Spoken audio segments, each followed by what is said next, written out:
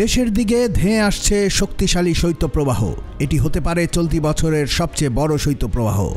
আবহাওয়া অধিদপ্তর ও একটি বেসরকারি আবহাওয়া পর্যবেক্ষণ সংস্থা বলছে, সারা দেশে ৩ থেকে ৫টি শৈত্যপ্রবাহ বয়ে যাওয়ার পাশাপাশি তাপমাত্রা ৬ ডিগ্রি সেলসিয়াস পর্যন্ত নেমে যেতে পারে।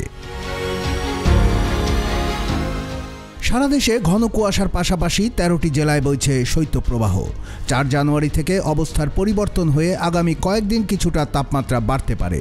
তবে ৯ জানুয়ারি থেকে দেশজুড়ে ফের শৈত্যপ্রবাহ শুরু হবে বলে আভাস দিয়েছে আবহাওয়া অধিদপ্তর। এছাড়াও কয়েকটি জেলায় হতে পারে হালকা বৃষ্টিপাত। আবহাওয়া অধিদপ্তর জানিয়েছে, দীর্ঘ সময় কুয়াশা থাকায় শীতের অনুভূতি বেড়েছে। তবে ৪ জানুয়ারি থেকে দিন ও রাতের তাপমাত্রা ২-১ ডিগ্রি সেলসিয়াস করে বাড়া শুরু হয়েছে। ঘন কুয়াশায় কোথাও কোথাও দিনের বেলা শীতের অনুভূতি বিরাজমান থাকতে পারে। তবে ৯ জানুয়ারি থেকে পুনরায় দিন ও রাতের তাপমাত্রা কমবে। এ সময় দেশজুড়ে আবারও শৈত্যপ্রবাহ শুরু হবে। ৮ জানুয়ারি সিলেট ও ময়মনসিংহ বিভাগে শীতের পাশাপাশি বৃষ্টির পূর্বাভাস রয়েছে। একই ধরনের পূর্বাভাস দিয়েছেন বাংলাদেশ ওয়েদার অবজারভেশন টিম নামে একটি বেসরকারি পর্যবেক্ষণ সংস্থা। তারা বলছে, দেশের দিকে ধেয়ে আসছে শক্তিশালী শৈত্যপ্রবাহ, যার নাম কনকন। ১০ জানুয়ারি থেকে ১৫ জানুয়ারির মধ্যে এই শৈত্যপ্রবাহের কবলে পড়তে যাচ্ছে বাংলাদেশ। এটিকে চলতি বছরের একমাত্র বড় শৈত্যপ্রবাহ বলছে সংস্থাটি, যেখানে সর্বনিম্ন তাপমাত্রা ৬ ডিগ্রি সেলসিয়াস পর্যন্ত নেমে যেতে পারে।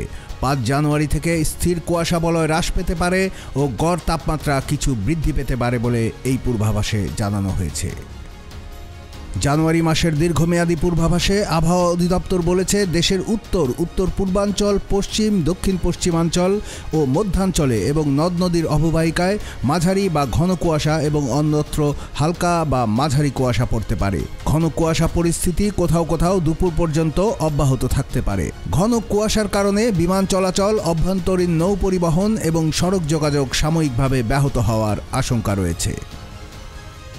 কুমিল্লার কাগজ নিউজ ডেস্ক।